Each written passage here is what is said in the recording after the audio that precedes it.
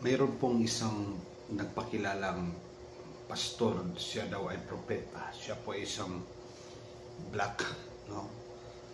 Nung naglindol sa Cebu, sabi niya, dahil daw sa prediction niya na katotoo, nung naglindol sa Cebu, yung nagbaha naman, sabi niya, prediction daw niya.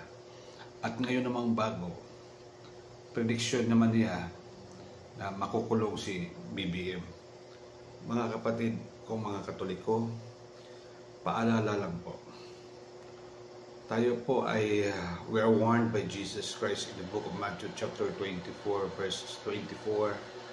Sabi ni Jesus that in the last days there are many false Christs, false prophet will arise, and even they're going to deceive people. This is deception. Bakit po?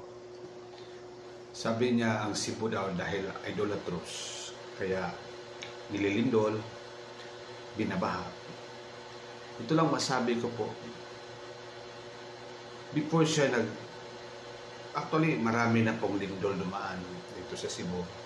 At marami na ring typhoon. Kasi ang Cebu City po is typhoon belt. No? Particularly in northern part of Cebu in Bantayan Island and Daan Bantayan. Diyan dadaan ang bagyo. Sabi ng aking tatay at nanay nung unang panahon na hindi pa kami ipinapanganak, mayroong pinakamalakas na bagyo do nangyari sa Cebu City. Ang pangalan ng bagyo is Bagyo Ami. At ngayon naman maraming bagyo dumating. Mayroon pang Bagyo Roping, Bagyo Nitang, Bagyo Odette. Ito po yung malakas na bagyo. Ang ginawa ng loko-lokong pastor na ito, sinasakyan niya ang sitwasyon ba na magkalindo lang, magbagyo daw.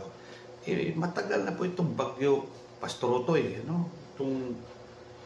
Itong black Nigerian siguro ito. At marami namang naniniwala sa kanya. We are warned by Jesus Christ.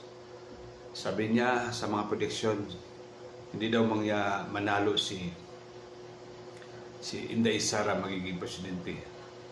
Iba raw ang manalo, babae, si Maria Horteliza pala. Sabi niya, ang magiging next president, si Maria Horteliza. Pero you know what? Talagang may Maria Horteliza. At sabi ni Maria Horteliza, wala akong kaalam-alam sa politika. Bakit ako tatakbo maging presidente? Look at this.